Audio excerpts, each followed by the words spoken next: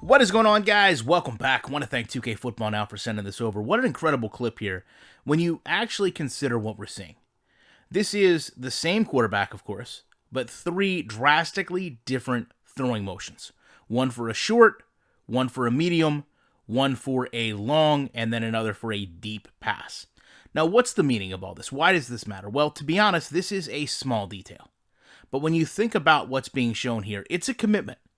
It's a commitment to making the best game possible, putting the best game in your hands, and even if you might not immediately realize what's happening when you press the button to throw the ball, at some point you'll understand that the timing needs to be a little different depending on how you're throwing, because the quarterback's animation is going to play out differently.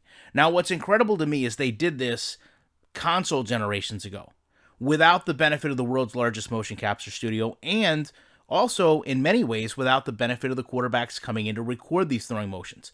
This was simply just putting attention to detail and care into the game, which, to be fair, funnels across the whole program. You're not going to put this much time into one thing and then not have it show up in other areas. When we talk about those throwing motions, it even goes back to a player like Dan Marino. You can literally frame by frame these, and they did such a good job at replicating a very awkward throwing motion. I know a lot of people talk about graphics, but to me, I'm not really concerned about, do the players look like themselves? I'm concerned with, do the players play like themselves? I don't want to just play with someone that looks like Jerry Rice. I want to have a player that plays like Jerry Rice. That's the experience I want from a video game. Not a picture of Jerry Rice moving on a field, but the player replicating Jerry Rice, running his routes on the field, catching the ball on the field. And I think that's one of the things that gets overlooked with where we are right now in gaming. We're way too focused on the graphics and the presentation and not enough on the actual players. And so much of it comes down to attention to detail, and that's where a lot of games lack.